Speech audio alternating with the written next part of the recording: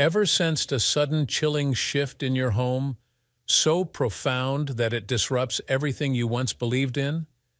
I experienced that change when the usual hugs and kisses stopped. Each day that passed, my heart sank deeper as the foundation of trust we had built over years began to crumble under her secrets. As I pieced together the fragments of betrayal, a complex mixture of pain and vengeance took root. Yet amidst the chaos, a small part of me, the little bit that may have still loved her, feels guilty for what I did. This is my story. Enjoy watching it. My wife of 20 years chose to have a year-long secret love story with someone she worked with who was 15 years younger than her. To catch her in the act, I pretended I was doing the same thing while I secretly gathered proof of her affair. For most of 2022, I decided to get a divorce in early summer and put together all the proof I had found by late October. I sent binders full of this evidence to all her close friends and family to arrive right before Thanksgiving. I left one of those binders with a note about the divorce on my pillow next to my phone and my lawyer's card while she was sleeping on Thanksgiving Eve. Then I disappeared from her life as everything started falling apart for her after Thanksgiving. It was really hard, believe me, waiting quietly for almost a whole year, keeping to my plan. There were so many times I just wanted to shout it all out. It might have been healthier to do just that, but I needed to make sure it left a mark. It had to hit hard. A tiny part of me, the small piece that might still have feelings for her, feels bad about what I did, but it's a very tiny part. It's not keeping me up at night. Hope you're ready for a long story because this tale goes from the end of 2021 to just last week. To follow the rules, I've changed all the names in this story. Here's the start of it. My wife Sarah and I were high school sweethearts, starting to date in 1995 when we were both 17. We're both 43 now, and we've been together ever since. She's the only woman I've ever been with. We got married 5 years later at 22, right after college. A year after that, we welcomed the first of our two sons, now 21 and 16. I spent 20 years with her, built a house for her, worked really hard to give her the life she wanted. Yes, we hit some rough patches, but doesn't every marriage? Even in the hardest times, we somehow made it through and came out stronger. That's why finding out she was having an affair was such a shock. Let's go back to April 2022 when I first felt something was off. For the 2 months before, things between us were not great. After I hurt my knee really bad at work in late 2021, it was a big injury to my knee ligament. I was in a tough spot. I could only move my knee a little bit, around 55. It made things at home hard. I was getting money since I was hurt at work but couldn't do my usual chores at home, so a lot piled up. My sons helped with what they could, but some stuff only I or my wife could do, and with me down, she had to pick up my slack, which she didn't like. Even our time as a couple was not the same. It went from slow to none because of how I was during those months. My wife, let's call her Kelly, started to hang out more after work with her mates. It happened a lot from December 2021 to April 2022. I didn't think much of it. We've been together 20 years and I've never had to worry. We both had our friends and it was cool. But come January, I felt something was off. Kelly was more cold to me. Even though we were having a hard time, she never used to cut me off like this. She stopped being warm, no more hugs or kisses. Before, she was always on her phone but shared everything with me. Cool finds on the web, laughs. Now she kept her phone close and got mad easily. By April, the city was in lockdown. Our jobs were still on because they were seen as key jobs, so we didn't stay at home for work. During this time, Kelly was gone a lot with work friends, more than usual. At first, I was okay with it because we always trusted each other. Then in January, things felt strange. Kelly wasn't warm anymore, no more little signs of love. She always had her phone, which wasn't new. But now she hid it from me. She got short with me like talking was a bother. So now it's April, and the whole city's in lockdown. We're still going to our jobs because they're important ones. After being told I could go back to work after 5 long months at home because of my knee injury, I was more than ready to dive back in. Being stuck at home, unable to do much, really got to me. I love staying active, practicing martial arts, hitting the gym 4 days a week, and working on various projects around the house. So when my work gave me the green light, I was pumped to get moving again. Just a short while into the global lockdown, my wife, whom I'm now splitting from, said she had to work extra hours. At first, I didn't think much of it. Considering her job, I figured she'd be busy a couple of days here and there. But then it turned into every single day, coming home 3 or more hours late, heading straight for a shower, spending a little bit of time with me and our 16-year-old kid. Our 21-year-old lives across town with his girlfriend, before calling it a night. Eventually, as I got better at moving around on my knee, we started being close again. But something was off. She seemed distant, not really there with me. By the time May rolled around, things were starting to add up, and not in a good way. I couldn't shake the feeling that she was seeing someone else. All the signs were there. That's when I hit the internet looking for what to watch out for if your partner might be cheating. And there it was. Everything I was seeing from her was listed. Next, I needed proof. I went through her Facebook, scanning posts and photos from the past few months. There were the usual shots of us and our boys, her outings with friends, and then something caught my eye. There were quite a few photos of her with coworkers, including some folks I didn't recognize. But one guy kept showing up over and over, always too close for comfort, his arm around her or his hand on her lower back. I couldn't ignore it anymore. The more I looked, the clearer it became. The late nights, the distance, the strange guy always too close in photos. I was starting to see the full picture, and it wasn't one I wanted to be in. Way too close for comfort with a guy I had never met. That really left a bad taste in my mouth. But that was just the start of it.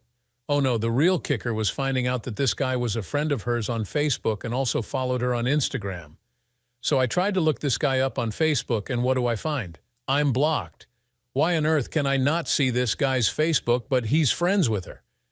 That set off all my alarm bells. Suddenly, I felt like I was in detective mode. I wasn't in denial anymore. I was pretty sure she was seeing this guy behind my back. My goal now was to uncover how long this had been going on. And that's what I did over the next 2 months. You wouldn't believe the kind of stuff you can find out from phone, text, and email records until you start looking. We shared a family plan for our phones, and I found a lot of interesting data. The 2 numbers she had been calling and texting the most from December 2021 to June 2022 were mine and one I didn't recognize. Guess who the unknown number belonged to? A quick Google search confirmed it was that same guy who had blocked me on Facebook. Let's just call him the jerk because that fits. Things started to make more sense now, but a lot of their messages and texts were missing, which meant she was deleting a lot of them. I knew she was seeing this guy, but I didn't have concrete proof. I needed more. That's when I talked to my best buddy Mike about what was going on. He asked if I had confronted her with what I knew, and I said no because I didn't have enough evidence. He then tells me about this app that could let me spy on her messages in real time. I won't say the name because I'm not sure if that's allowed here. I got it installed, connected it to our data plan, and waited. A few days later, I finally saw it. The story doesn't end here, rather. It unfolds further, diving deep into the sea of technology and betrayal. The evidence was right there on my screen, clearer than daylight messages, calls, plans. They were all laid out. Every ounce of trust and love built over the years crumbled in moments. I was torn between confrontation and disbelief. Weeks turned into a blur as I wrestled with the truth in front of me. Yet this revelation was a bitter pill that offered clarity. It was a hard lesson on trust and the shadows cast by doubt. In the end, the evidence I gathered served as the undeniable truth that would steer the course of my next actions. It wasn't just about catching her in the act. It was about coming to terms with the reality of our broken relationship. The journey from suspicion to confirmation was long and painful, but it led me to a crossroad between holding on and letting go. The chat between them talked about how much fun they had last night and making plans to meet up again that weekend. That hit me like a ton of bricks. I was more than just hurt, I was shattered. That day felt like the day for me.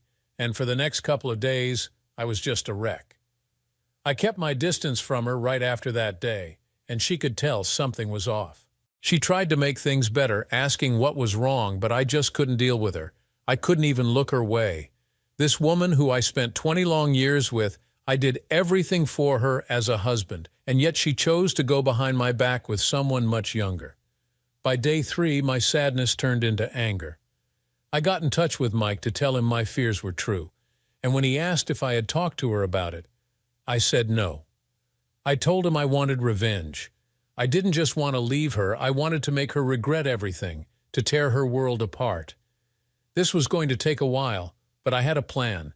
There was this quote I found about cheating, saying its biggest threat was being unpredictable. That was my angle. I would turn her life into a nightmare while also planning my way out quietly. Now, in early August, I still have the app.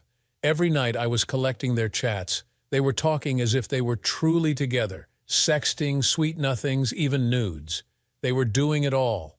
By then, I couldn't even bear to look, but I kept saving everything on my private server. Meanwhile, I started acting out of the norm. I went out at random times, coming home later than her. I wanted to make her feel uneasy, guessing at my next move. While doing all this, I was also preparing to leave her for good. I would make sure she would feel the loss as much as I felt betrayed. This was more than just walking away. It was about leaving a mark that she'd remember forever. Every time she's nearby, I find myself glued to my phone way more than usual. If she asks what I'm doing, I shrug it off with just stuff and hide my phone away. Since we got married, we never kept secrets. But then around the time I think she started her affair, she changed all her passwords, even on Facebook and her phone. She said it was because of security issues. Yeah, right. More like a good way to keep her affair hidden from her husband. I let my buddy Mike know about what I was planning. I also told my older sister and 2 closest friends. I trust them more than anyone. A little side note, Mike and I go way back to our childhood days, and the others, Jake and Nick, have been in our circle since high school. Remember Nick? She'll pop up again later. When September rolls around, my soon-to-be ex is acting all worried. She's always texting or calling, asking if I'll be home when she gets there, wondering where I am when she's home alone, always curious about what I'm up to. It looks like the doubt I planted in her mind is growing. She's even talking to her cheating buddy, the jerk, about how she thinks him the one pulling away. I mean, the nerve of her. During one of their chats, she even says they should stop meeting up at our place because she's scared I might catch them. Yep, she's been bringing this jerk into our home. Thanks, Kelly. The jerk even asked her if she was worried I might be cheating. That made her mad. You wouldn't believe how much I enjoyed that, my cheating wife mad at the idea of me cheating, so there I was, getting a kick out of this mess. My friends knew my plan, but we all kept it under wraps, especially from my wife. It's funny how secrets and doubts can twist up a situation, making even the guilty ones feel guilty. And through all of this, my close-knit group of friends, Mike, Nick, my sister, and Jake, they were my rock, keeping me grounded as my world turned upside down.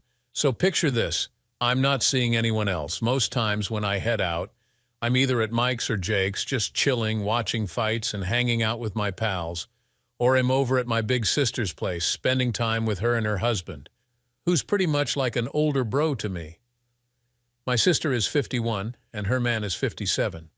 She had spilled the beans to him about my soon-to-be ex's cheating, but not about my plan. Had to keep it hush-hush since he's known to talk too much. Now let's jump ahead to October. That's when things start to really shake. By this time, I've been pretending to have an affair for 3 months, and Kelly is super suspicious that I'm drifting away. It's been from day 1 of my plan to October 20th, 2022, that I hadn't touched her. No hugs, no kisses, no sign of love, nothing. Not that she was missing it, since she was still meeting up with that other guy, either at his place or motels. So on that day, she calls me at work, which used to be common but hadn't happened in ages, and asks me to come home right after work because she has something important to share. Honestly, part of me thought she might finally admit to her cheating, but of course, she didn't. I get home, and she's all worried, asking me if I'm unhappy. The nerve, really. She noticed I've been away a lot, not showing her any love, and that our bedroom life is dead. She even says she's worried I'm pulling away because I'm still upset about how she acted when I was fixing my knee. And then the shocker, she actually asks if I'm cheating on her. I just lost it, laughing so hard on the floor. To her, it might have looked like I was laughing off the idea of me being unfaithful, but really, I was laughing at the total irony of the moment. Imagine the scene, me not involved with anyone. Most evenings, you'd find me either at Mike's or Jake's, sipping drinks, watching fights, and just hanging with friends, or I'd be at my elder sister's home, enjoying time with her and my brother-in-law, who's more or less another big brother to me. My sister's 51, her husband's 57. She'd shared with him about my soon-to-be ex cheating, but kept my scheme secret due to his tendency to spill the beans. Fast forward to October. That's when everything really starts to get interesting. At this point, I've been playing away for 3 months, and Kelly is very much aware I'm moving away from her. It's been since the start of my plan to October 20th, 2022, since I'd last shown her any affection. No hugs, no kisses, nothing. Not that she was lacking any. She still saw that jerk either at his spot or at motels. Then on that day, she rings me at work, something that hadn't happened in a long while, asking me to rush home after because she had something important to reveal. Part of me half expected her to confess to her affair, but that wasn't it. I get home, and she's all serious, quizzing me if I'm unhappy with us. The gall of it. She points out my time spent away, the lack of affection, and our dead bed life. She even wonders aloud if I'm acting distant because I'm sore over her past coldness during my knee rehab. And then the climax, she asks straight up if I'm cheating on her. I couldn't help it. I burst into laughter right there on the floor. To her, it might have seemed like I was laughing off her suspicion, but really, I was howling at the sheer irony unfolding before me. I burst into tears, slamming my fist on the ground, lost in a wild fit of sadness for a couple of minutes until I could get a grip on myself. For the first time in ages, I locked eyes with her, shaking my head without saying a word. I got up, dusted myself off, planted a kiss on her forehead, and started getting ready for bed. That night, while in my study, curiosity got the best of me. Thinking about the day's events, I decided to check her messages, and there it was. She was chatting with him right there and then.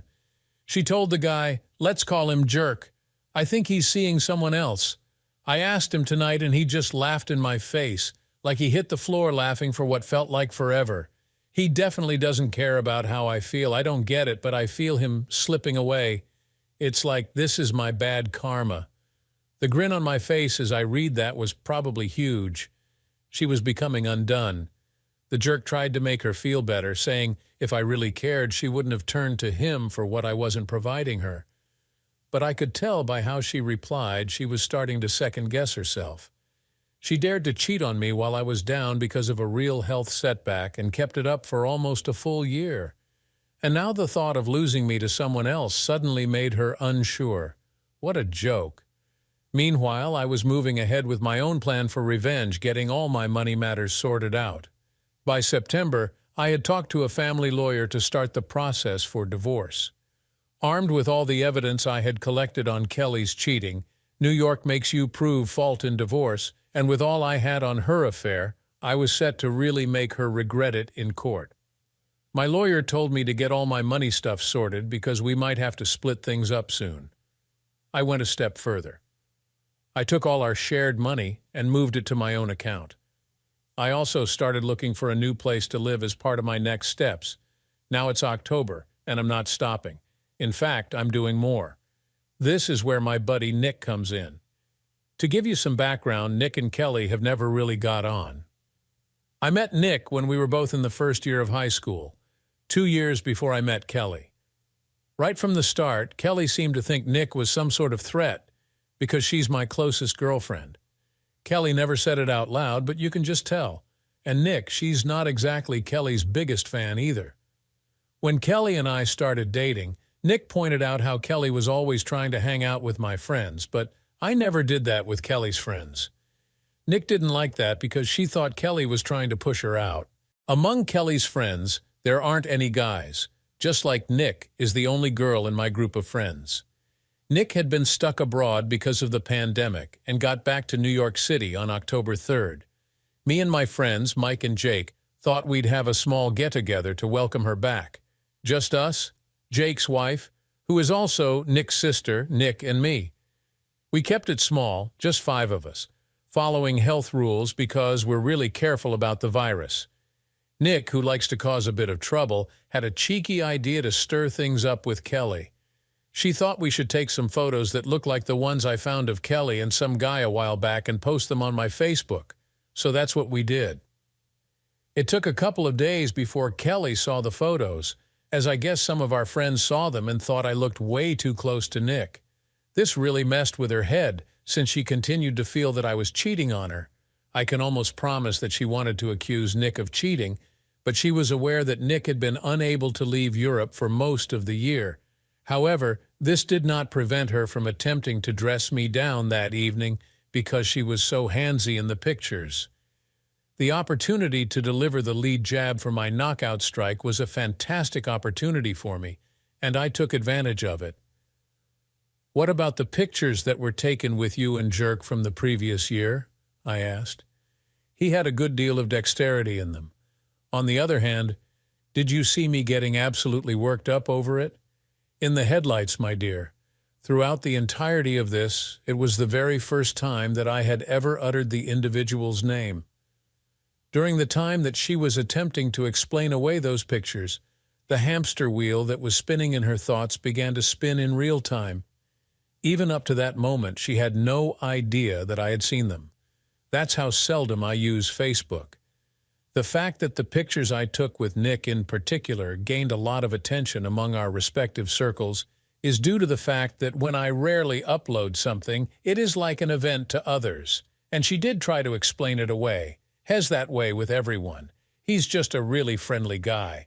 I can see how it looks, but there's nothing there. I'm sorry if those pictures caused you any pain. I'm going to remove them. Not at all. It's not the pictures that are hurting me. What has caused me the most pain is the fact that you have been seeing the guy for an entire year, while simultaneously lying to me about working additional hours and hanging out with friends. The famous quote attributed to Lieutenant Commander Worf from Star Trek: The Next Generation states that vengeance is a dish best served cold. Since that night, Kelly has been acting in a manner that is very possessive and attentive to me, like in a very annoying way. Whenever she made an attempt to initiate affection and closeness with me, I would stand in her way and refuse to get involved. I am continuing to record everything that she is saying to Jerk throughout this entire process. Please keep in mind that by this point, I had already become numb. My marriage was on the verge of dissolution, and I had no desire to save it. On the day that I put the first element of my plan into action, I had checked out. She has confided in him that I have become even more difficult. The fact that she is at a loss for what to do, and that she has the impression that I despise her completely. Yes, I am. Then comes the shocking revelation. She told him she couldn't see him anymore. She felt too guilty and like bad luck was all over her. She didn't want to lose me. She said she loved him a lot, but she was still in love with me and had to save our marriage before it was too late for us. But in my mind, she was already too late by about 8 months. He got very upset, telling her things like he doesn't love you like I do and you're making a big mistake. You can't just toss me aside. Those were the last words they shared until about 3 weeks ago. Through November and December, Kelly was stuck trying to figure out what was going on in my mind and if I was being untrue, all while he kept sending her messages nonstop, but she never replied. I saw her look at her phone a lot and then quickly put it away. Meanwhile, I was moving forward with my plan. The divorce was ready. I had gotten myself a small place in Riverdale, New Yorkers would know it, and signed up to live there for 2 years. All my money was safe in my own account. I was ready for my big move. Now it was Thanksgiving. My eldest and his girlfriend were having a small dinner for our close family. It was them. Her parents, since she's an only child, me, Kelly, and our youngest. We all had a great time. My son's girlfriend is learning to be a cook, and she made the whole meal. She's really good at it, let me tell you. Because I had to act like everything was fine between Kelly and me, I showed her some affection that night. Quick kisses, small hugs, and putting my arms around her. She seemed to really like it. Remember, this was the first time I had really touched her since the night she talked to me in October, nearly 2 months before. I won't lie. I didn't want to do it, but I had to. So there we were at Thanksgiving trying to act normal. My oldest and his girl put on a great dinner for all of us. Just our close family. She's got cooking skills that are out of this world. Even though it felt weird, I made sure to be warm with Kelly to keep everyone thinking things were okay between us. Those little moments of closeness were probably a big deal for her after everything. But for me, they were tough. Yet it was all part of the plan I had to stick to. I was unable to take the risk of the plan and the fact that I was remaining away from her in front of my boys, my oldest girlfriend, and her parents would cause sirens to go out. Kelly and I decided to go home because my younger child has made the decision that he would like to spend the night with his older brother. She expresses her gratitude to me for being so kind to her and says, "I don't know what you're going through, baby," when we are driving back to our house. However, I am here for you. When I was about to burst out laughing uncontrollably once more, I had to restrain myself and react by saying, "It is true. All I need is some time." On that particular evening, we engaged in sexual activity for the very first time since the springtime.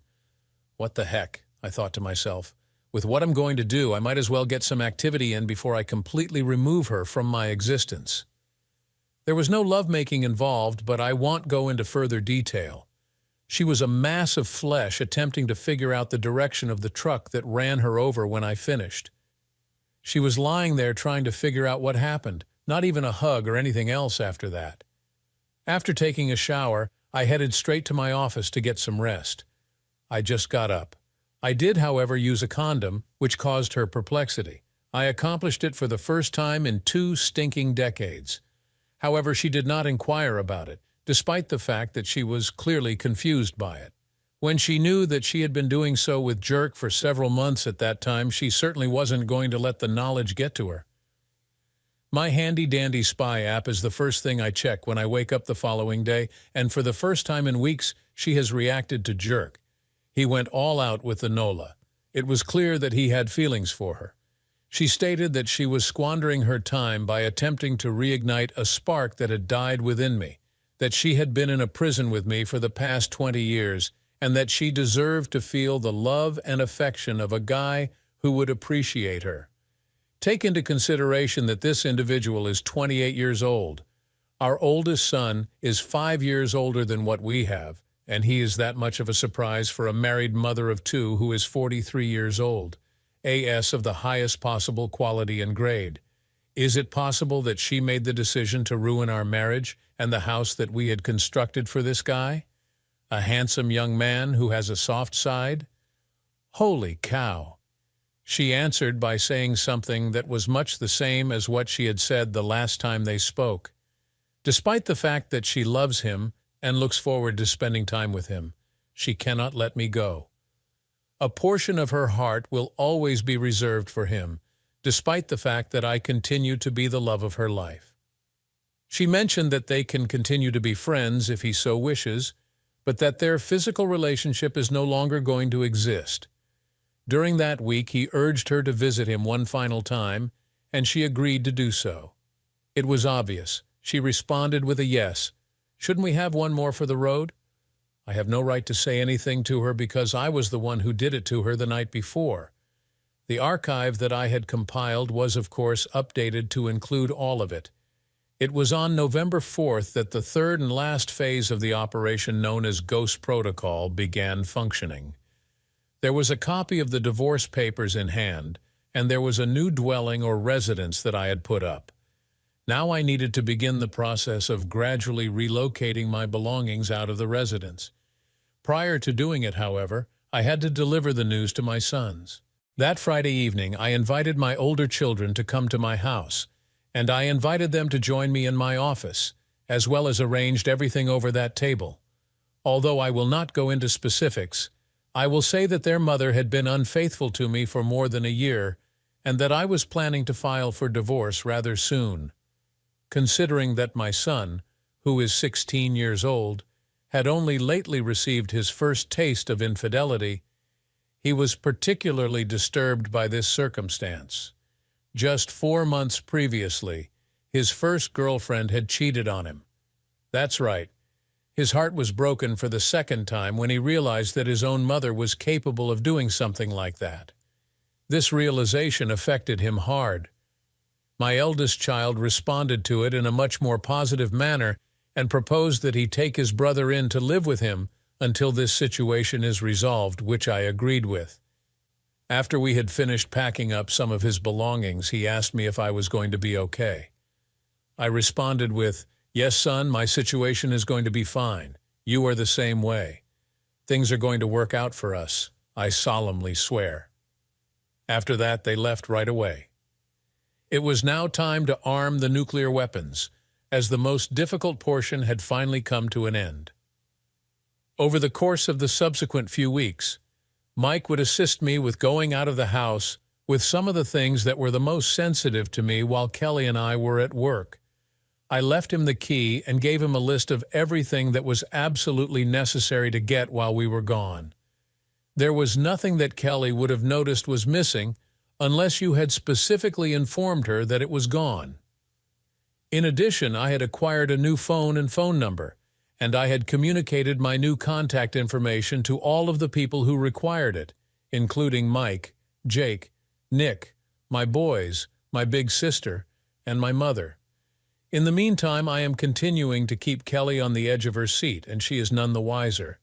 While she is still in communication with Jerk, she is being showered with small tokens of affection in order to divert her attention away from the tracking device. Although it is not to the same amount as it had been in the past, there is still something emotionally charged taking place. Although it is not too thick, the fog is still present. Throughout the entire process, I am collecting everything, and I do mean everything. I will begin printing off all of the information that I have archived since I began the plan, including call logs, text messages, photographs, and emails, among other things.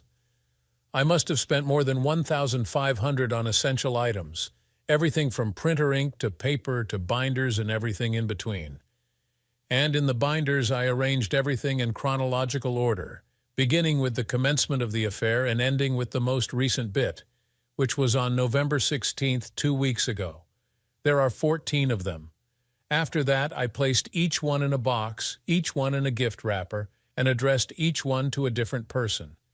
This includes my mother. My father passed away 7 years ago, her parents, her 2 sisters, her brother, her human resources department. Did I forget to mention that Jerk works for the same company?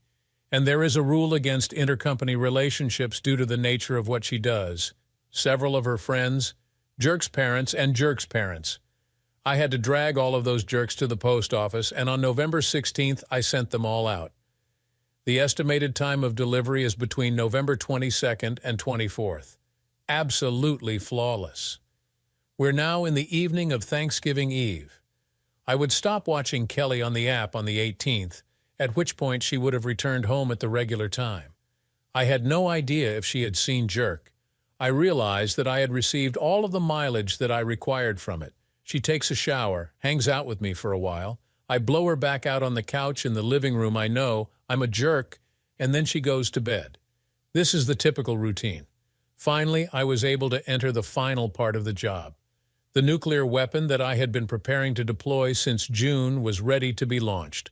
I was awakened in the middle of the night and wrapped one of the 3 remaining binders with the divorce papers taped to the inside cover. I then placed the binder on my side of the bed, and a message that said "Merry Christmas" was written on it. In close proximity to it, I left my previous phone as well as the business card of my attorney. For the final time, I packed up the remaining goods that were most important to me, which were sufficient to fill 2 bags, and I left the house that I had lived in for the past 20 years. That was exactly 1 week ago, my dear friends. To Kelly, I am utterly disconnected from the outside world. It's gone. This shadow ghosted.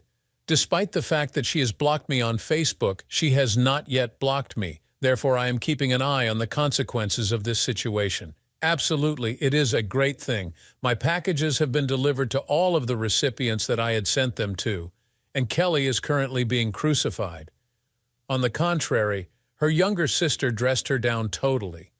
She has been deemed unacceptable by both of her parents. My mother completely and utterly ruined her unbelievably. I am aware that my mother has a tendency to be cruel, but the things that she referred to as Kelly were absolutely unholy.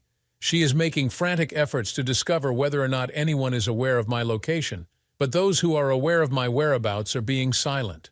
All over her Facebook feed, she is frantically attempting to get in touch with me, and I'm betting that she is aware that I'm probably looking for her. On the other hand, I will not utter a single word to her except in the presence of my attorney. The subsequent time I will share oxygen with her will be at that moment. Due to the fact that I have made her known to everyone who is significant to her, she is unable to manipulate the story in such a way that would portray me as the antagonist. It has been brought to my attention by a common acquaintance who works in the same company as her that she and Jerk are going to be placed on administrative leave beginning tomorrow. So yes, this is confirmed. There is a good likelihood that she will be without a job by the year 2023. Regarding the latter two binders, well, in that case, one of them has been handed over to my attorney as the final piece of proof for my upcoming divorce, and the other one has been placed in my storage unit with the intention of being burned in Jake's fire pit once the divorce is finalized. This makes me feel guilty, doesn't it? No, that is not even close to being true. 20 years ago, I did the right thing by this woman. I provided her with the house that she desired. Her desire for a family was fulfilled by me. Not only did I love her without conditions, but I also offered her the life that I believed we both deserved. Never in my life have I failed. By no means have I deviated. In my entire life, I had never even considered the possibility of breaking my vows. When a problem arose that I believed was having an impact on our marriage, I went to her and told her about it. Together we worked to resolve the situation as effectively as we could.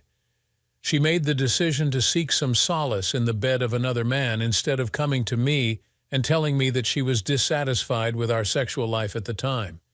She made the decision to go out with a young punk who made her feel tingly.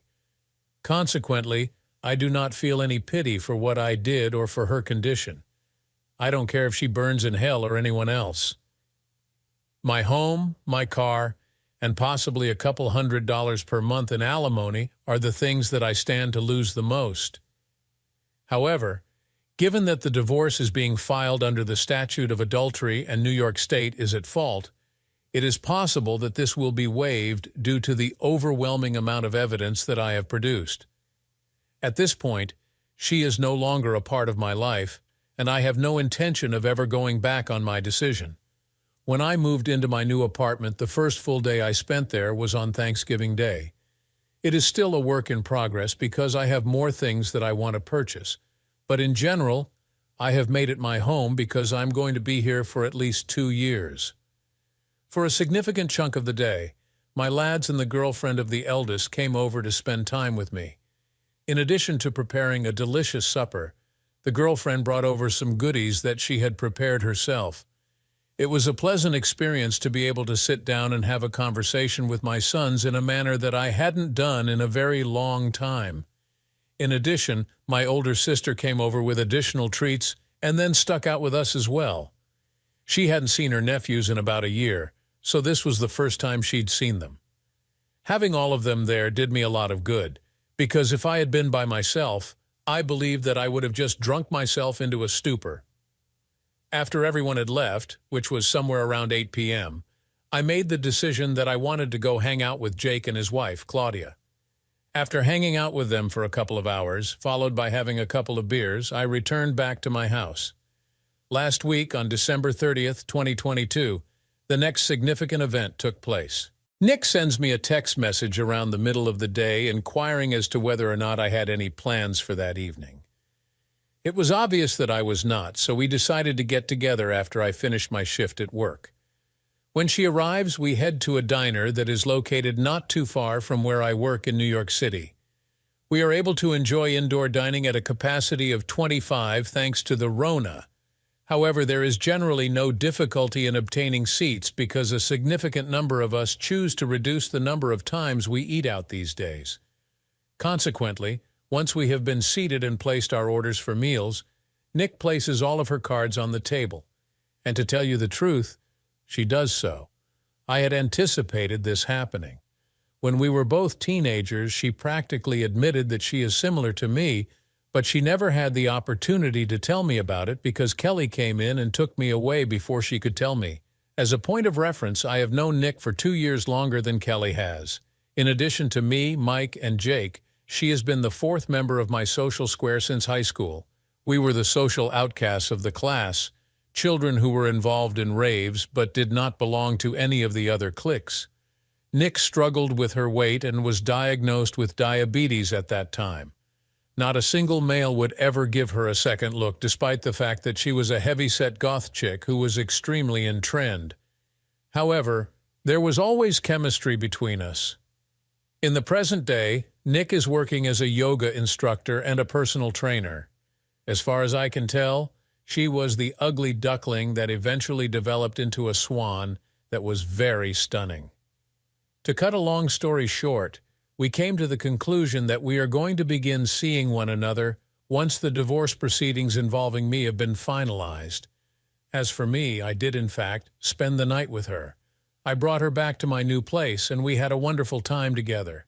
Am I embarrassed by the fact that I slept with her? Oh, no way. Nick has been a friend to me who is superior to Kelly at any point in time. However, this does not mean that Kelly was not my closest friend. However, over the nearly quarter of a century that I have known Nick, she has consistently been there for me. The fact that she gladly took a step back from her own sentiments in order to give me the opportunity to pursue Kelly and eventually begin a life with her was one of the most important things I learned that day. This struck a chord with me on a level that I had not anticipated it would strike. That type of selflessness for another person is the essence of what it is to love unconditionally. It's true. At this point, it seems as though I am merely trying to convince myself that sleeping with her was the best choice. To me, it was, and I plan on exploring what's to come with Nick and I with total commitment. Okay, on to yesterday, the day I met my wife and her lawyer to discuss the divorce. It's now been 2 weeks since I ghosted my soon-to-be ex-wife. This past Monday, I got a phone call from my attorney stating that Kelly's attorney has scheduled a meeting for us to discuss the terms of divorce on January 6, 2023, which was yesterday. I met with him that Tuesday morning to discuss the terms. Long story short, uncontested divorce under the grounds of marital neglect from Kelly. My terms are full division of assets and me selling my half of the house ownership to her. She can have it. We keep our respective vehicles. I keep my cabin in the Poconos. And under the pretenses of marital neglect, she gets no spousal support from me. As for our 16-year-old, who we'll refer to as Sam from here on, he's free to choose who he wants to reside with following the divorce, which will most likely be me. So Wednesday comes, and I show up to my lawyer's office dressed in my Johnny Cash best. My wife and her lawyer, she looks like she's barely holding it together. I give the stone face. I won't bore you with the lawyer babble, but her lawyer presented an offer for terms of reconciliation. I shot them down almost as soon as she finished listing the details of the request. Like I said, I'll spare you the details of the meeting. Long story short, we agreed to a legal separation leading to an uncontested divorce. The only revision is that I will pay her $600 a month of temporary spousal support to cover the cost of utilities until she's gainfully employed again. Yep. She got fired for jerk. He got canned as well. Up to a year after the finalization, I make enough that it won't hurt me financially, even if she drags her feet finding a new job. And she's got enough in her savings to live off of for quite some time. Once a full calendar year has passed after the finalization date of the divorce, she's on her own. Small price to pay for being rid of her cheating ass. It'll take roughly 3 months for things to go through, so early April, if there's no cock-ups, I'll be free of her. So after the meeting, my lawyer gives me some final words before telling me he'll be in touch to update me on the progress of the filing. Back out on the street, Kelly chases me down and asks, "Can we talk?" I figured I'd give her at least that. She held it together fairly well in the meeting, but outside she let the waterworks flow, saying how sorry she was and how she never meant it to go as far as it did. She says she never expected to fall in love with Jerk, but knew when she thought I was cheating how wrong it was to betray her own husband in such a way. She asked if I could ever find it in my heart to forgive her, and that maybe in a few years could we try to start over, that she can't imagine what her life is going to be without me. I tell her to start imagining it soon because this will be the last time I ever speak to or see her. I tell her that Sam is almost a man and old enough to make his own choices as to his own future. I say that I gave her half of my life and every ounce of love I had unconditionally, and she, in her own words, fell in love with another man. There is absolutely no chance of me ever forgiving her. All of the love I had for her was slowly killed all of those months that she confided and professed her love to Jerk, rather than coming to me and telling me she had any form of issue with how things were going with us. I told her I loved who she once was, but I hate who stands before me and that if I never see her again, it'll be too soon. There we were on the sidewalk in Midtown Manhattan, her making a scene, crying her eyes out. A couple of folks walk by and give side glances, but at that point I didn't care. I wasn't about to publicly humiliate her. I pretty much already socially and professionally destroyed her, but I needed to get the last bit of emotion I had for her out. I finished by telling her I didn't regret the 20 years I spent being her husband. I regretted that in 20 years she decided the easy way out was the better option. And I have your lovely sons of Reddit to thank for this last one, because it popped in my head just seconds before I said it. For 20 years, I thought you were mine, but it turned out it was just my turn. I put in my headphones, turned around, and walked away. Later that night, her father calls me and apologizes. He praises me for always being a good man to his daughter, and tells me he's ashamed of her and that he raised her better than what she did. Not going to lie, I'm going to miss the old man. My dad died years ago, so he's always been my default father figure since. But I can't see myself maintaining a relationship with anyone on her side of the family after that call. I went on Facebook and symbolically changed my relationship status to divorced. Yeah, it's not final yet, but in my eyes, it's over and done. Like I said, when I make a post on Facebook, it gets attention. Most of our close friends know what's going on, but it served more as a declaration of intent rather than an official declaration. Mike and Nick have been absolute legends helping me through this shitstorm. I know I still have a way to go, and there will be more obstacles in the road ahead, but for now, I'm in a much better place. I've got a small but great support network that I am incredibly thankful for. In closing, here's my advice for anyone who's been cheated on. Take your time, make a plan, and when you execute it, be absolutely ruthless. Thanks for tuning in to hear this intense story of betrayal and revenge. If you enjoyed the video, don't forget to like, comment, and subscribe for more shocking tales. What would you have done in his situation? Let us know in the comments below. See you in the next video. I was jogging along the path between my small office and my house, about 2 miles away. It was an impromptu run. I was disappointed with some of the work-related materials that were sent to me in a very incomplete state. After about an hour of fiddling with it, I slipped out of my jeans and work shirt and into shorts, a t-shirt, sneakers, along with a pair of sunglasses and a headband. And I was off. I was going to run to my house to get some paperwork I needed, maybe 20 pages. When I was about half a mile from my house, I noticed a guy about 200 yards ahead. This was a little unusual since this path really only led to my house, and hardly anyone used it. There was a cliff that led to the back of the house. The guy in front of me cut this piece off. It led nowhere but to a dead end into my back door. I quickened my pace, turned a small corner, and looked at the guy. He was at the back door to the patio of my house. I watched him open the door. It wasn't locked. I stopped to think about what I had seen. I knew that my wife, Samantha, was working from home that day. I ran to the door. It was locked, of course. I had the key, and I used it. I quietly pulled back the patio door and looked inside. There was no one in the kitchen where Samantha usually worked. Some of her work documents and her laptop were lying on the table. I heard a noise upstairs, muted at the entrance from the dining room to the kitchen. I kept a baton like the ones the police used for protection. It belonged to my grandfather when he was actually a patrol cop. It was protective, but it also reminded me of him, the man I adored as a child. I took the baton and crept upstairs. The floors were carpeted, so this was not a problem. The door to the master bedroom was closed, and sounds were coming from there. The sounds were muffled, but I assumed they were intimate sounds. I grabbed the door handle, and when it turned, I carefully opened it. Imagine my surprise. The runner's clothes were lying on the floor, and he was just about to climb on top of my wife, my completely unclothed wife. I walked up to the bed and hit the guy in the fifth place with a baton. The slap was loud. He screamed and grabbed his fifth place. Samantha looked at me with wide eyes, wide arms, wide legs, and wide eyes. She shouted something. I recognized this guy as her boss, Mark Daniels. He rolled off Samantha and stood up from the bed, holding his fifth place. "Stop. I was invited," he said. I looked at Samantha. She said absolutely nothing. Mark said, "You better put it back, or I'll take it from you and kick your fifth place."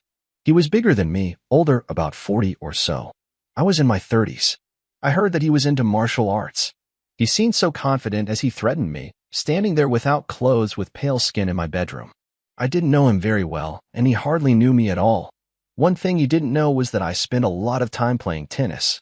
I had a great backhand. I smiled at him. This seemed to drive him crazy. He roared, a roar like a wild animal, and launched at me from about 6 feet away. I hit him in the face with a backhand. He didn't have time to duck. The baton hit him on the right side of his forehead. I was aiming for the cheek, but he must have tried to duck as he walked towards me, and his head tilted down slightly. That's why the baton hit him on the forehead. He fell like a bag of cement. He didn't even move. When I looked down at him, I looked at Samantha.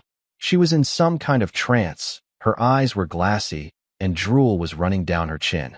I looked around the room and saw a cell phone on the dresser. It was in an upright position with the screen facing the bed. This son of a filmed everything. I picked up the phone, switched it so I could look at the telephone panel, and dialed 911. "What happened to you?" the operator asked. "My name is Tim Jackson. I'm at my house at 54 Oak Drive. A man was in my house, in my bedroom, when he attacked me. I hit him. I believe he is seriously injured and needs immediate medical attention. Besides, my wife is here, and I think I don't know, on pills or something. She is conscious but unresponsive. We have people on the way, sir. If you are armed, please put your weapon down. They will approach your home with caution. Please understand." "I understand. I'll meet them in the front yard." I heard the sirens and went downstairs. I kept the phone with me. The line was open. I put the baton on the sofa and walked out the front door. I was standing in the middle of the front yard with my arms at my sides when a police car pulled up. An ambulance followed it. There were 2 officers, a man and a woman. They got out of the car but did not take out their pistols. The woman, who seemed to be of higher rank, asked, "Are you Mr. Jackson?" "Yes, they're up there. See us off." I turned and walked back inside, and the officers followed me. I led them to the bedroom door and stepped aside. The door was open. Samantha was lying on the bed. She looked into space. Mark didn't move at all from what I could tell. A female officer knelt next to Mark and checked his pulse. She told another officer to call paramedics. Then she looked at Samantha and asked, "Ma'am, are you okay?" "Ma'am?" No answer. The doctors arrived, and I moved away. They worked feverishly on Mark. The second group of doctors arrived. The police officer, Sergeant Leslie Hayden, removed the robe from the closet door, lifted Samantha from the bed, and put on the robe. She led Samantha into the guest bedroom. She looked at me and pointed down, "Go there. Don't leave, but stay out of the way." I went into the kitchen and looked around. I downloaded the video from Mark's cell phone onto a small computer I kept in my desk drawer. Then I downloaded the entire contents of the phone into another file. I emailed the video to my office. Then I turned the thing off and left the phone on Samantha's desk. I watched from the kitchen doorway as the ambulance guys carried Mark out the front door, loaded him up, and sped off. A policewoman I had never seen before led Samantha into the living room, away from me. Samantha walked but didn't even look up from her feet. She was wearing a robe and some sneakers. Sergeant Hayden entered the kitchen with the plainclothes detective, a thin older man, John Dempster. She introduced him to me. He and I already knew each other. My legal practice was now primarily civil, but I had been doing criminal defense for some time, and Detective Dempster and I had a few cases together. I liked him and thought we got along well. Hello, Tim. I'm sorry this all happened. Do you know the person you hit? My wife's boss, Mark Daniels. Do you have information about his place of residence? We have his clothes, sports equipment, and credit card, but no ID. I don't really know him at all, John. Last I heard, he was married and had kids in school. This was maybe a year ago. Did you have any reason to believe that he and your wife had intimate relations? No. Up to this day, no one told me how it happened, please. I went through everything from my decision to go for a run to relieve stress and pick up some paperwork, to calling 911. I didn't really miss anything. I had no reason to do this. Did you recognize Mark when you were outside? No. When he rolled out of bed, that's when I realized who he was. You hit him in the fifth place? Yeah, I didn't mean to cause any real harm, but I wanted this guy to get away from my wife, no matter what she wanted. But then you hit him again? Why? Like I said, he told me to drop the club or he would take it and beat me with it. Then he roared and rushed at me. Roared? Yeah. Now I guess he was trying to scare me. He succeeded. I didn't aim at his forehead. I aimed lower. He must have ducked down or his head dropped lower. Fine. Well, your wife isn't involved in this. We are testing her for the presence of any active substances. I believe that when she comes to her senses, she will confirm what you said. You know, John, this cell phone belonged to Mark. I believe he videotaped the intimate struggle. Maybe there's evidence there. Sergeant Hayden asked a crime scene technician to answer the phone. I asked him what would happen to Samantha. I'm not sure. Let's go have a look. He and the sergeant and I entered the living room where Samantha was sitting with a uniformed officer and a medic. Detective Dempster asked the doctor, "What's wrong with Mrs. Jackson?" "We're going to take her to the county hospital as a precaution because she seems to be in shock. Her vital signs are fine." I looked at Samantha, and at that moment, she looked at me. A tear rolled down from her right eye. "I'm so sorry, Timmy," she said. Then she seemed to fall into a trance again. "Samantha?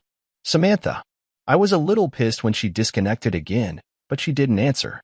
A few minutes later, she was taken away in an ambulance. I changed into the clothes I had in the basement and followed us in our car.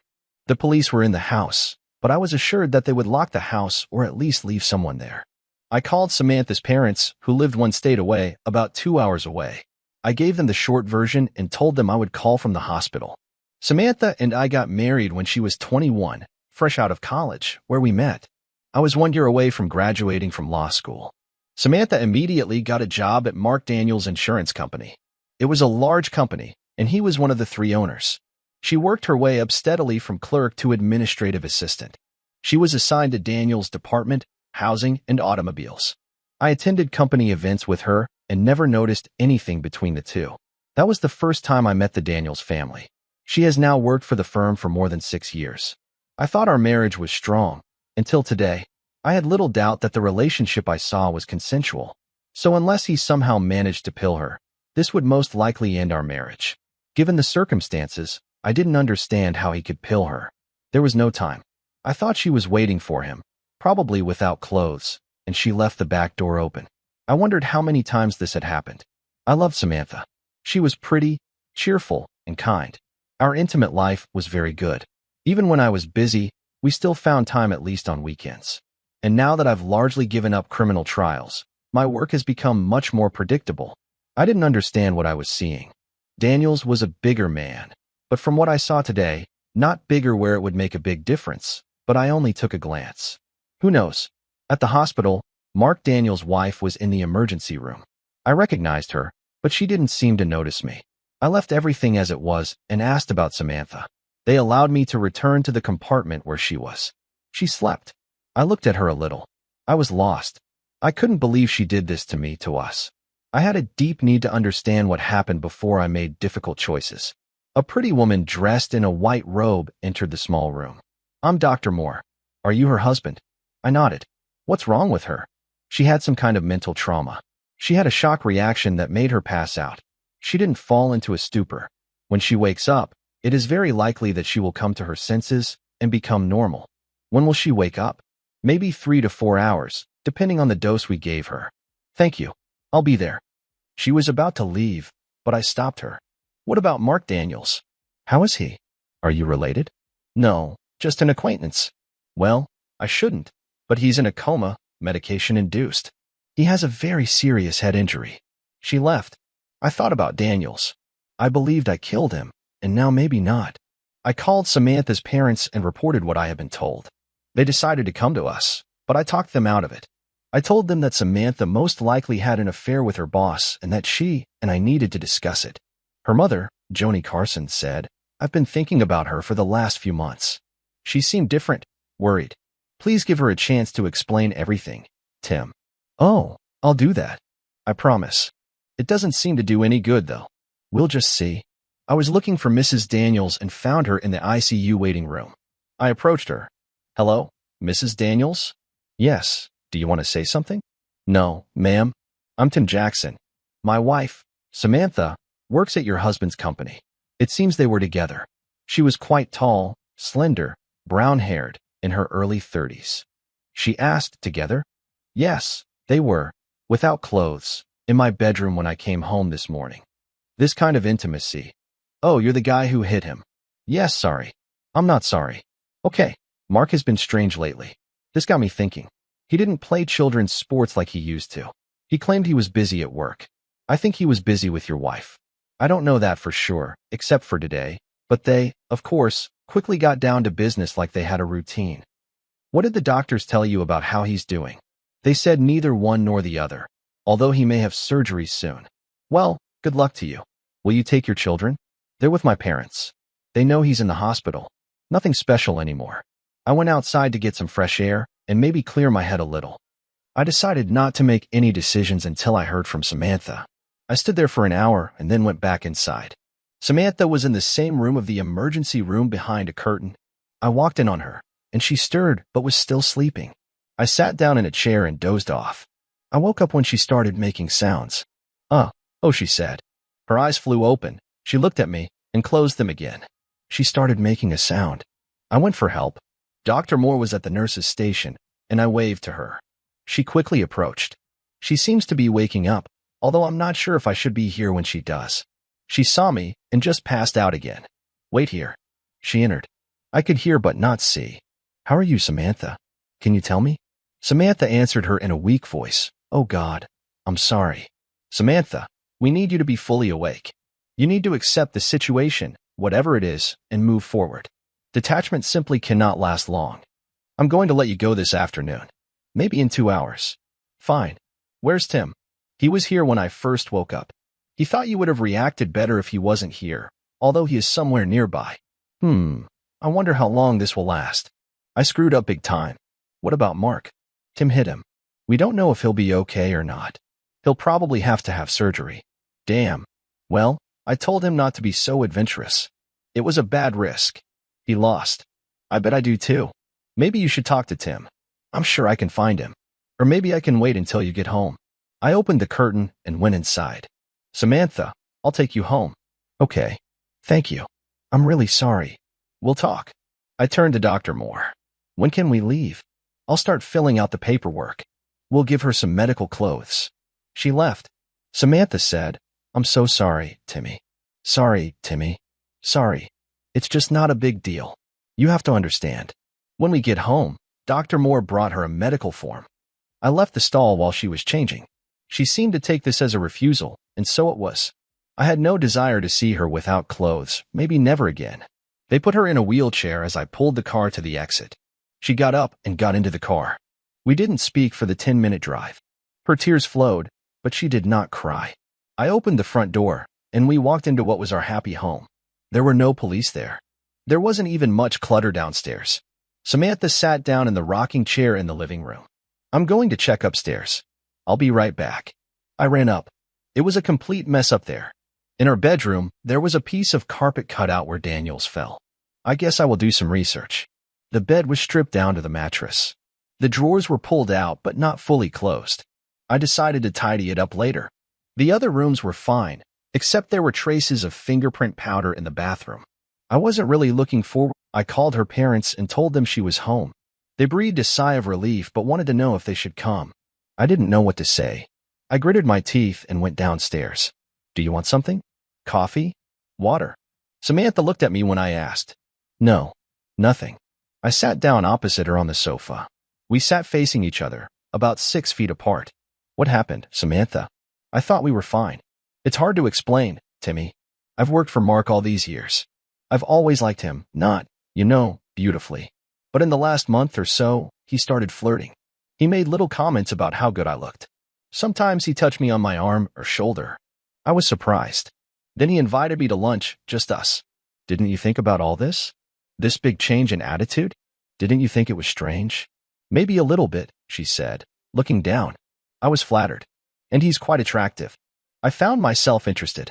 It took me a while to admit this. So, you knew that he was trying to seduce you, and you. What did you decide? See what happens. She put her head in her hands, but then raised her eyes again. At this point, I was sure we were screwed because it wasn't a case of her being tricked or pillaged. She wanted this, and we went to dinner. I asked him why he was doing this now, after all this time. He said that he had always wanted me from the very beginning but suppressed this desire. This was his phrase. Samantha, why? What's wrong with me that you were open to him? You're okay, Timmy, she said. He said he wanted me so much. He said he wanted me much more than you. I was old hat to you. New for him. Exciting. Just the thought made me horny. Why didn't you talk to me about this? What would I say? Say that I'm thinking about cheating for more excitement? I never thought about it. How many times have you had intimacy with him? Not once. Today was supposed to be the one and only day. But you showed up. I was scared when I saw you. You just looked at me with such contempt. Not even hatred or anger, exactly the same as at first. A quick glance, and then you hit him with the baton. I thought, when she said that, I felt the cops should have talked to her first. Then I had to do it. He rushed at me. I saw, but it was so quick and final. Samantha, I don't believe you about this being the first time. I saw him coming through the back door. The door was not locked, and it didn't take me long to get inside and upstairs. But you were both without clothes, and he was about 2 feet away from you. You wanted this too. So I think you've done this before. No, Tim, Simon and I kissed in his car 2 days ago. We felt each other out, but I didn't let him go further. I told him that he could come to our house after you left for work. All this seems so unlikely. Think, if you saw what I saw, what would you believe? I don't know. You have to believe me, or maybe not. I just don't know how to get you to accept what I'm saying. And now I will never be able to accept what you say. What should I do, Tim? I love you. I don't like Mark. He made me want him. How he is so strong. He says what he wants, and he wanted me. And you obviously wanted him. Samantha, I want to really think about this right now. If I decided to do anything now, we would be heading toward divorce. I can never forget what I saw. Fine, but please remember, I love you. I'm so sorry you're hurting. She blurted it out while sobbing. I turned and left. I went upstairs to our home office. I started looking through material from Mark's phone. Samantha's phone had been receiving quite a few calls since about 2 months ago. The calls always came in the evening. He wouldn't have to call at work. There were also texts there. They always talked about lunch. They seemed to go to lunch together about twice a week for 5 weeks since Samantha worked from home 3 days a week. This meant that every day she went to work, she had lunch with Mark. I decided to watch his video. It all started when he followed Samantha up the stairs. She was wearing a short robe. She entered the bedroom and immediately threw him onto the floor. The video wavered for a second as he placed the phone on the dresser and pointed towards the bed. You are beautiful, Samantha. Exactly as I always imagined. He jumped on the bed, and then I opened the door and hit him. The sound on the video was great. You could hear a loud slap and a scream. I watched it all the way until I picked up the phone to call 911. Based on the video, I wasn't sure if Samantha was telling the truth about it being the first time. Maybe, but of course, she was looking forward to her intimacy with Mark. Maybe it would only be one time like she said, but I doubted it. He was her boss. I went into the living room and told Samantha that I needed to go back to work to close the office. By that time, it was already past 3 in the afternoon. I jogged back. Now, I really didn't care how Samantha felt. I felt less overwhelmed and more angry than before. I shut down what I was doing when I went for a run. I looked up the divorce laws in our state. Adultery was a ground for divorce, although it was not often used. There was no fault in this. This could be done after 6 months of separation if a separation and property agreement were signed. But if one party didn't sign the contract, it would take much longer, maybe 18 months. I wasn't sure if I wanted to divorce Samantha, but I was sure I wanted separation. I drew up an agreement. It basically said that we would separate, live in different places, and split our finances. She would provide for herself, and I would be responsible for myself. There would be no intimate contact between us. In addition, and what is most interesting, each promised not to have a night with other people. If one did this, it would free the other, and the divorce would take place as quickly as possible. I printed 3 copies. I walked home. Samantha was preparing dinner. There wasn't much: spaghetti with meat sauce, salad. She was wearing a tracksuit and no makeup. Barefoot, she looked at me timidly. I said, "It smells good." "Thank you. Can I help?"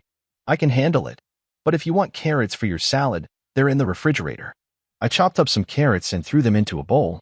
We ate in relative silence. There was red wine, and we both had a glass. We washed the dishes together. "Let's go to the living room and talk," she said. I saw that Samantha was scared.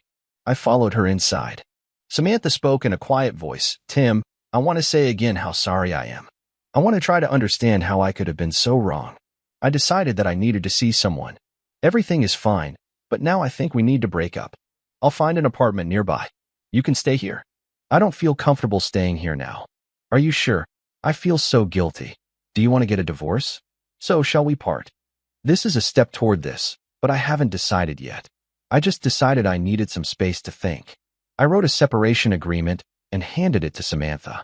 She read it to the end with tears in her eyes, silent tears. I'd already signed it. She looked up at me. "Can we wait a few days to do this so I can arrange for my mom to come here?" "Well, I can wait a little." "Agree on it. Why don't you do it and tell me?" "Tim, I meant what I said. I'm going to counseling. Maybe you can come if the consultant asks." "Maybe. I really love you, Samantha, but I'm confused and very, very angry. It feels like I'll never be the same as I was." "Me too. But you did it. Who I thought you were not. The point is that you got caught. But you are the same person. You're just not who I thought you were. Not the woman I loved." Then she burst into tears. I didn't make the slightest move to console her. "The woman I loved would never do this. You are not her. Maybe you're basically her. Maybe not. I feel like our whole life together has been a sham. The only question is, how much of a sham is this?" I went upstairs. I grabbed my belongings from the master bedroom, enough to get me through the next day, and moved into the guest room. The next day was a working day. I hardly slept. I got up early, got dressed, and went to work. I went out around 9 a.m. and bought a McMuffin. I was surprised that I was able to work. I sent several emails, copied notes in the judge's office, then I began to take apart what I had. When I got into it, I forgot about Samantha for a while. Maybe this is how I will have to behave during separation. Over lunch, I looked up apartment rental information. I called one just 2 blocks from work and made an appointment to look at it the next morning. Friday. The day seemed to fly by. When I thought about it, I decided it was an escape mechanism. I started walking home at about 5:30. We rented a 3-bedroom house. The lease expired in 2 months. We had lived there for 4 years, and this place had begun to feel like home to us. But now, it was no longer for me. I walked along the treadmill and entered the sliding back door, just like the day before. Samantha was cooking. She had fish stew on the stove. It smelled great. She was a very good cook. "Hi," I said. She looked at me. "I cooked fish stew." "Yes, I felt it," I said with a smile. "Thank you. I'll change now." As we ate the stew, Samantha said, "My mother will be here on Saturday. Have you found a place for yourself? Maybe I'll look at the apartment tomorrow. We can sign the papers tomorrow evening. I won't be there on Saturday anyway." "Well, it doesn't have to be this way, Tim. I promise you that this will never happen again." "No. Obviously, promises can be easily broken," I replied. She looked at me intently. There were no tears. "You know, you let your hurt feelings get in the way of common sense. What would be wise for me to do? Ignore your violent fidelity? If it will not happen, you could try. Don't ignore it. Forgive." "I apologize. I really have no idea if I can forgive. I know for sure that I will never be able to forget what happened. What I saw. The video. I can email you a copy." "God, Tim," she began to sob. "I didn't mean for it to be cruel. Just so you know what I saw. Maybe someday you'll forgive me for being in the way." She ran away. She ran up the stairs. I cleaned everything up. I rented an apartment. It was a studio apartment with a beautiful view of the running track and a small park. It was halfway between work and my former home, but there was no furniture in it. I arranged for a double bed to be delivered, as well as sofas and armchairs. The expenses were painful but necessary. I wondered if Samantha would have a job in the future or the same one. If not, I'd probably have to increase funding. I sat after lunch, thinking about all sorts of things. I decided that it was very unlikely that I would ever return to Samantha. I had a friend who worked at the same company as Samantha, Michelle Davis. She and I went to college together and were together before I met Samantha. I kind of left her for Samantha, and she kind of left me for a frat guy. We remained in contact as friends. One of the reasons I chose Samantha was that I thought she was a bit flighty. Her quick hookup with a frat boy seemed to confirm this. She left him as quickly as she started. She went to law school with me and married a fellow student. She had a young son and what seemed like a stable marriage. This shows how good I was at reading people. I called her, Shelley. This is Tim. Damn, Tim. What are you doing? I heard that you froze Daniels. Not my fault. Self-defense. Tim, I'm free for lunch. Agreed. It's only 2 hours away from here. I met Shelley at a restaurant. We hugged, sat down, and ordered. While we were waiting for lunch, she said, "Well, tell me." I told her everything. She was a person I trusted, and I found that I still trusted her. When I finished my story, she said, "I've heard rumors about Mark Daniels, that he's gone off the rails and might be getting a divorce. I also heard that Samantha was dating him." I didn't believe it. "Well, what did you hear? What did you see?" For example, lunch meetings in the office. Everything else was speculation, but Daniels. I've never seen him so often. He had to change. It was like he was always looking for someone to sleep with. The girls from the office were beside themselves, so Samantha wasn't the only one. Maybe not, but it seemed she was a prime target. They saw each other every day. No offense, but why didn't you call me? I thought about that, but I thought that she wouldn't do anything, and calling you could cause a lot of trouble. What are you going to do? I rented an apartment and wrote a separation agreement. 6 months. You know, but I'm not sure. I hope you at least listen to her. What could she say? She's already apologized and said she will never do that again. So what?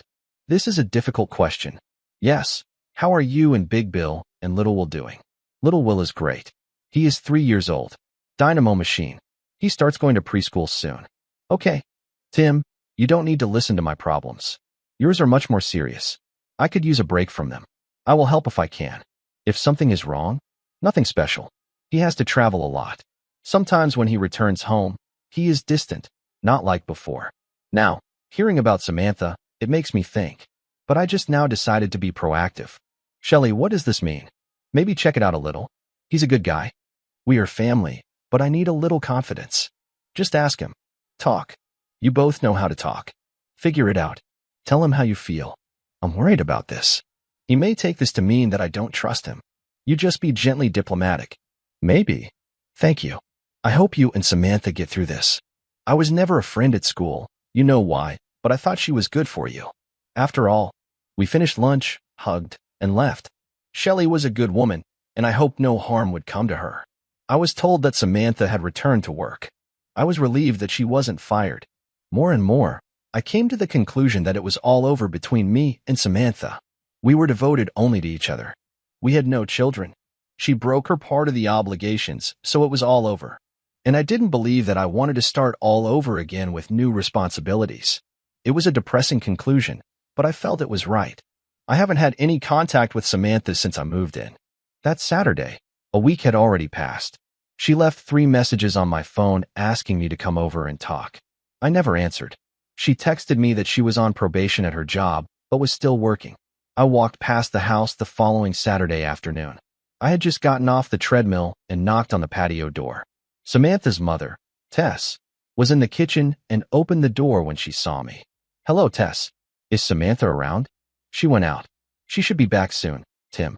I mean, she's so confused about this." "Maybe. Have you already decided something?" "I just wanted to talk to Samantha." "Tess, where did she go?" Tess looked a little embarrassed. "She went to her friend." "Tess, you're hiding something. You're bad at it." "Which friend? Did she spend the night here or somewhere else?" "Tess, she was in bad condition. A partner came in, and they went to have something to eat." "Tess, was this dinner yesterday? You can't hide it from me." I noticed she was positioned to block the door from the kitchen. I walked past her to the front door. A car pulled up. A brand new Mustang. A blond man was driving. He walked around the car to open the passenger door. Samantha stepped out, dressed for a date. Samantha stepped out, dressed for a date. For yesterday's date. I ran up to them. "Hello, Samantha. I came to see you." She turned around in shock. The guy looked scared and worried. "Timmy, this is James from work. He had you last night." I was calm, but something in my voice must have scared them both. James from work began to back away. "Dude, I don't want any trouble here. I was only trying to help." "Exploitive. You got what you wanted. If you stay here a little longer, you will get much more than you bargained for." He was my height and younger. I saw him straighten up, offended. Samantha screamed, "No, no. Just stop, James. Please leave now." James said, "Whatever you say, Samantha," emphasizing you, then chuckled, quickly walked around his car, and drove away. I looked at Samantha. "That's all you know? You didn't last even a week." "The agreement said no intimacy. I'm going to refer to this point. I will arrange for you to be served as soon as the papers are ready." "Sorry, Tim. I'm weak, and I needed support. I knew that you and I broke up, but I love you, even if it doesn't seem like it. I think you just needed some new intimacy to get the thrill you missed last week. What a lie you've become. We no longer need to maintain any communication. Hire a lawyer." I walked away, walked around the back of the path, and went home. She made this very simple decision, although I was very surprised. I had been with her for a long time, and none of this crap had ever happened. She was attractive, and men were probably attracted to her often. I wondered why she suddenly started giving in to them. Before returning to my room, I decided that this would forever remain a mystery to me. Or maybe I would ask her mom. I actually had a moment alone with Tess about a week after the last visit. I slipped into the house when Samantha was most likely at work. I knocked on the patio door, and Tess let me in.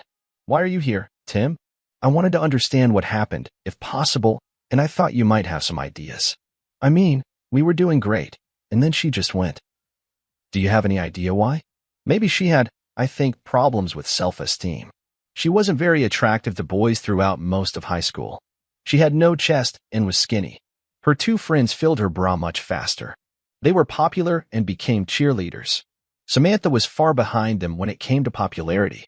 Gradually, they moved away from her. But when she turned 17, she changed. She gained some weight in all the right places. There was no more acne on her face. The boys began to pay attention to this. She was 18, and then that summer, she went crazy. She worked, but every evening, she went out with her friends and boyfriends. I was afraid that she would get pregnant, but she took the pills. I was worried about illness, but as far as I know, this did not happen." "I see. But when I met her in college, my freshman year, she didn't seem intimacy needy. She always seemed normal to me. However, she was more experienced than me. She told me what she liked and what she wanted. I liked it, but she has never strayed since we started dating." "Still?" Tess paused and asked, "Are you guys talking about children?" "Yes. We plan to start soon. Now it's all gone." "Well, maybe she was worried that if she got pregnant, men wouldn't like her anymore. I think she contacted her boss because he was stalking her, and she needed some reassurance. This is the best I can guess." "But what about the guy with the Mustang?" "Same reason. A young guy with a luxury car. Proved that she is still attractive. But she already knew. She knew well that she was unlikely to remain married or give birth to children for me. Yes, I don't know. Maybe she was just horny. How long will you stay here?" "Not too long. I wish you a good life, Tess." I left. The divorce went through without any problems. Samantha moved out of our rented apartment and rented an apartment on the other side of town, closer to her work. I had no contact with her after the trial. When we went to file our divorce papers, Samantha came up in the hall. "Take me to lunch, Tim. Actually, I'll pay. I need to say something." "Fine." We went to Red Lobster. I ate the appetizer, and she ate the soup. She looked at me after we ordered. "Tim, I really screwed you up. I went to a psychologist. She says I was afraid of children, but I don't know. I think maybe I'm just a born fallen woman. I really wanted Mark to want me. Sorry, I may never understand, Samantha. He's not that big of a catch. What happened to him? He didn't die? And I never heard anything more. He returned to work part-time. He has a cane and uses his right hand very little. His wife divorced him. Good for her. I think it was cruel. You really ruined his life, Tim. Well, you two really ruined my life. But I think not as much as you ruined your own life. By the way, how are you doing? I miss you in our life now. I can have as much intimacy as I want with most men I meet, and I really like it. I get really hot and horny when this happens. I have to do something about it. I don't know why this started happening to me again. Mark reminded me of the guy who took me to prom and then took my untouchable. Maybe I wanted to go back to those glory days. And now you have them. You can have intimacy for your pleasure. Don't be cruel, she laughed. I really didn't mean for it to be funny, but I understood the humor and laughed with her. She said, "A new man always turns me on." She paused. "Anyway, I really miss you in family life. I haven't found a single guy who is better at intimacy than you. Maybe one was just as good. He's bigger, but you and I got to know each other so well. You could always satisfy me. Very much. I was a fool. I'll admit, I didn't really try to hide it from her, and she noticed. I see. You still find me attractive, Tim? I am available to you at any time." She started singing the song. "Just say my name, and you know wherever I am, I will come running to see you again." She smiled at me. "Oh, Samantha. God, I was in a trance right then and there." Samantha was the hottest woman alive, at least to me. I wanted her more than any other woman I had ever met. Our waitress came over with our food. Samantha stood up and threw $40 on the table. She turned to the waitress. "Something has changed. We have to leave right now." I woke up. Samantha and the waitress looked at my crotch at the same time. Samantha blushed, and the waitress, whose name tag said Gwen, blushed and looked confused for a moment. Then she broke out into a wide smile. "I see that you two need to go out now. I finish at 6. She was nice. Samantha grabbed my hand and gave her an angry look. She dragged me outside. Her apartment was 2.5 blocks away. We walked through the main door and took the elevator up. As soon as the elevator door closed, Samantha pounced on me. She pressed me against the wall and rubbed her whole body. "This will be so great, Tim. I'll pin you to the bed." "Fine." I was breathing heavily. The elevator door opened. 2 women stood behind the door. Samantha and I exited the elevator. The women were stunned. We rushed past them. One said, "Hi, Samantha." Samantha didn't answer. The door to her apartment opened. She pulled me inside. I almost fell over the end table. Our intimacy was quick but intense. I figured if I stayed with her, would be at it again soon, and it could have serious health consequences, at least for me. The divorce took place in the morning. Samantha and I did this all day until late at night. We ate a light meal. I suggested that we could go back to Red Lobster, but she firmly refused. She said we had soup from the refrigerator. We didn't even get dressed to eat. She looked at me after we finished the cake she had with her. "Should we talk now? Now? Or after intimacy?" I never hesitated. I stood up, took her hand, and said, "Damn. That's what we did several more times that night. They were all fantastic. Some were slow, some were hard. She was right that I knew all her buttons, and she knew mine. At times, intimacy felt like an all-out war to see who could make the other swoon. Nobody won this game, but it was a lot of fun to play. In the morning, we had a night again, and she made breakfast. While we were eating, I decided that we needed to discuss what had happened. "Samantha, I hope we can continue like this. Divorce intimacy was much better than honeymoon night. Timmy, now I know that it was a mistake for me to get married. I thought that I could keep my promise to be only yours. I tried to, but now I know that I can't do this. This obviously doesn't mean I want you out of my life. I wasn't kidding when I sang the James Taylor song, but the time will come." Samantha paused, looking at me with a mixture of sadness and determination. "I want to settle down and have children. Maybe that's part of what brought you to other guys. So, I like intimacy with you. You are the best. You'll probably always be the best I've ever had. I just think we could keep this up until one of us has some reason to stop." "Fine, let's get on with it now," I replied, a bit weary from the emotional roller coaster of the past few days. We spent the entire weekend in bed, except for short breaks to eat, shower, and use the toilet. On Saturday afternoon, there was a knock on the door. Samantha put on a robe and opened it. It was the woman who spoke to her as we were exiting the elevator earlier. She was older but still looked good. "Hi, Samantha," she said. "I haven't seen you for a while. I just wanted to check if you were okay. Moreover, I'm doing well, Maisie." "Very good," Samantha smiled back at me. Maisie looked at me. I was wearing gym shorts and not hiding anything, but Samantha and I were kissing, and I was horny, even though I was covered up well. "Well, I understand you just keep having a good time. You're a lucky girl, Samantha." Samantha smiled back, saying, "I won't worry anymore." "Thank you, Maisie." "I'm sure we will." Samantha quietly closed the door and giggled. "You gave her a good look at the product. Maybe you should have invited her for coffee. She would like it with cream." I can't let this happen too much. Too much cholesterol, I replied. She pulled my shorts off.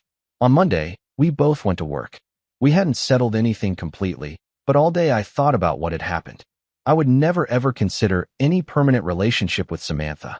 This could not be a partnership, but as long as we had supercharged nights, I was ready for it. Until I met someone I wanted to marry and have children with. Of course, you need to be very careful in this matter.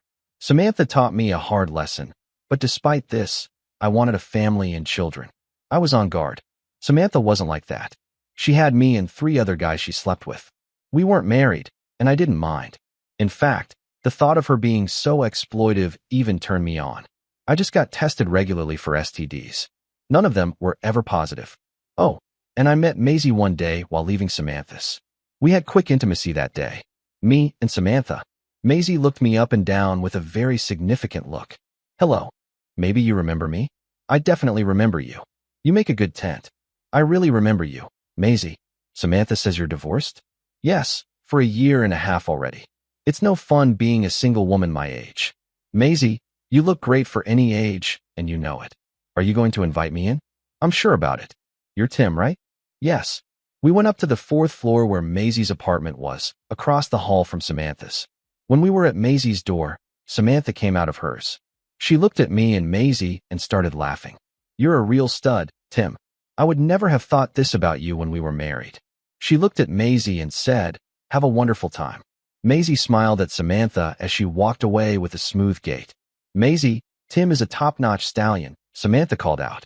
I followed Maisie inside, and she showed me the bedroom.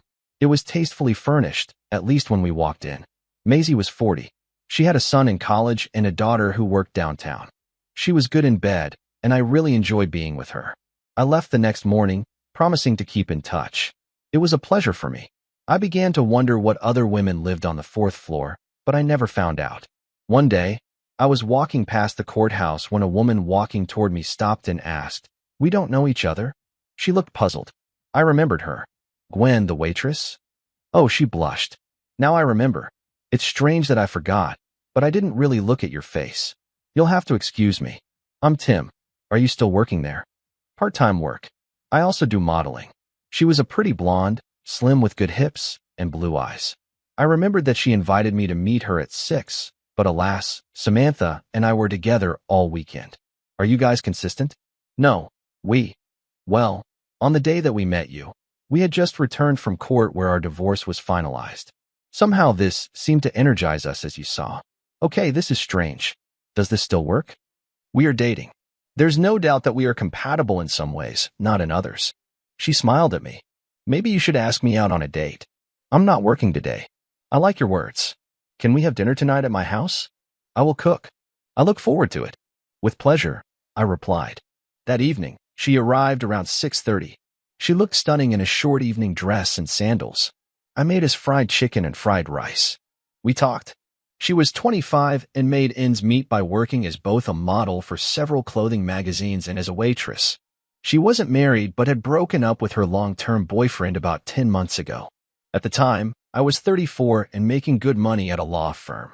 I had my own apartment and a good car. Alice, Maisie, and I had our own sessions. I also had a friendly relationship with a woman who worked at the courthouse. Maybe twice a month, but I was willing to commit, and Gwen seemed nice. I decided to have an affair with her and see where it leads. That first night, we agreed that I would take her home. She kissed me at her door. I was excited about this, but she didn't jump straight into bed. As we moved forward, I began to fall in love with her. She was pretty and smart, and I believe that she fell in love with me. On our 3rd date, we made it to bed. It was nice. I made love to her, and she seemed to appreciate it. I decided to break up with the other women. One night, a few weeks later, Gwen and I had just finished a rough, intimate session. We didn't always have loving intimacy. She liked it rough sometimes, just like me. Like many people, I think. Gwen, I told you about my marriage and its problems, and now I think I'm in love with you, I told her. I stopped having intimacy with other women. I'm glad to hear that. Since I met you, you're the only boyfriend I've had. I didn't even kiss anyone. I really love you, Tim. But I worry about your insecurities about fidelity. Will you always distrust me? Because if I say that I will only be with you, I will do so. I'd be lying if I said I wasn't worried. But if you promise me, I, for my part, will do everything possible to solve the problem of fidelity. Fine. Deal. I will be faithful, and you will be faithful too. 2 weeks later, I proposed. We got married 3 months later. Her parents lived in Chicago, but we held our ceremony here. It wasn't luxurious. I invited Samantha and Maisie. I introduced Gwen to Samantha right after I proposed. Samantha was kind to her, but I could see that she was a little depressed. We weren't in love, but I knew she would miss the intimacy. I would feel that way too. Gwen and I went to the Bahamas for our honeymoon. It was great. Then we moved into my apartment, and everything went very well. We immediately decided to have children, and we succeeded twice in 3 years, Thomas and Eileen. I became a partner in a firm and bought a house in a nearby suburb. I kept in touch with Samantha, not the hot one. She married the guy from her job a year after Gwen and I. His name was Larry Gibson. He was successful, and she had a son, Lawrence, and another, Raymond. They moved to a place not far from Gwen and me. The four of us would meet each other in the area. Then the children went to the same play school. Gwen and Samantha became friends, but Larry was very wary of me. I think he didn't trust me around Samantha, and he was right. The attraction between Samantha and me still existed. Gwen knew it, but she trusted me. After a while, she even trusted Samantha that she would not try to get closer to me. But Larry, who could sometimes see sparks flying, never calmed down. Nevertheless, he and I had common interests, mainly baseball. We were on the same men's team in the Old Timers League, and we were both good at it. We also received season tickets to the local MLB games. We were both fans. Sometimes he and I went together. One day, I decided to talk openly with him about my relationship with Samantha before and now. We were waiting to leave the garage at Jim's Park after the game. I turned to him. Larry, I want to make it very clear to you that I will never have intimacy with Samantha again. She is married. I'm married. This won't happen. I can see that this is bothering you, God. Tim, this is a direct way to approach it. You and I could be good friends if you trusted me and Samantha. But Tim, it's obvious that you two, with your history, still have lust, to put it bluntly. I can't deny it. There is a story there. We were compatible, but I give you my word. I'm sure she told you the same thing. We need to end this if we can. Tim, I get the impression that I just see you two occasionally, like at the club dance last month. If anything, it seems like you had some amazing intimate experiences together. And you know, it's annoying. Sometimes I wonder who she thinks about when we have intimacy. About me? Or about you? Or about some movie star? Do you think about her when you're with Gwen? No, but that doesn't mean I don't think about her at all. We had some good times, too. Maybe better times. Maybe better than ever with me. That's what really worries me, Larry. I had good intimacy with Samantha when we were married and after, but after the divorce, it was just intimacy. Love is gone. She was always good at intimacy, as did several others I've been with. I have good intimacy with Gwen. Sometimes it's great. Samantha was no better than Gwen, or others might be just as good. It's love that makes our night special. You have it with Samantha, and I have it with Gwen. Okay, I understand what you're saying. I didn't think of it that way. Thank you.